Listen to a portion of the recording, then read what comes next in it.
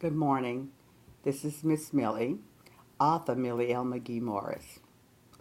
I am here to have a little chat with my friends, and those of you who are not my friends, and hopefully you will become a friend. I am going to do a little chat without spoiling the read of the brand new book that will release in Little Rock, Arkansas in March. It is going to debut with a few copies before the publication in Washington, D.C. at the 93rd Annual Black Authors Luncheon for February Black History Month. I am so excited about meeting with you that will be there in Washington, D.C. But without spoiling the read of this book, I want to tell you a little bit about what it meant to me. I know most of you think that the book was about finding J. Edgar Hoover as a relative of mine, of my grandfather's.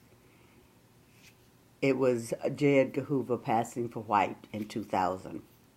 Nobody believed me because I came out with the book like it was a fantasy, because I was still afraid.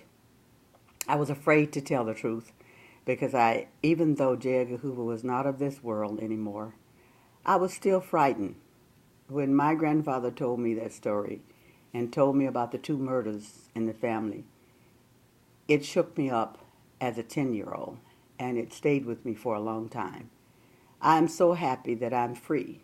I'm free now. I was able to sit down and go through all the documents, all the research, and find the truth and walk you through what the story meant to me as a 10-year-old girl.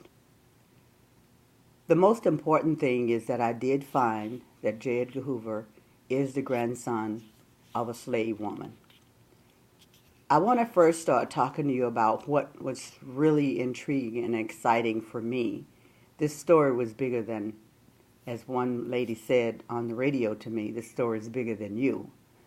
It was bigger than me at 10 years old, and it's still bigger than me at 71 years old. This is a huge story. But what made it so huge for me was finding out about the 3 slave women on that plantation. The 16-year-old slave woman that was brought out of West Africa. And I did do my DNA to find out what part of Africa my roots was.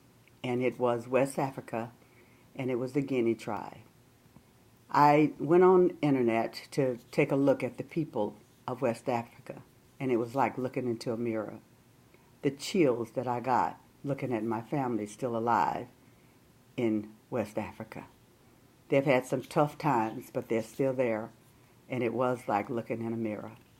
So the 16-year-old slave girl was brought out of Africa and brought to Macomb, Mississippi, Christian Hoover, the slave owner. This was very enlightening. Very, very, what do I say? It was like twisting a basket and weaving a basket. The way that this 16-year-old girl was brought there and impregnated by Christian Hoover, the slave owner, a married man. I don't want to spoil it for you, but it is a huge story. Emily was the child of Elizabeth. Elizabeth was the child of Sarah. So those 3 women suffered in silence for their children. They suffered, as I suffered in silence as a 10-year-old, to hold on to this secret for over 60 years. And I used to wonder why I had so much heaviness in my spirit in trying to move forward with my own family. But I was strong, and I now know where I got the strength from. I got it from Sarah, Elizabeth, and Emily.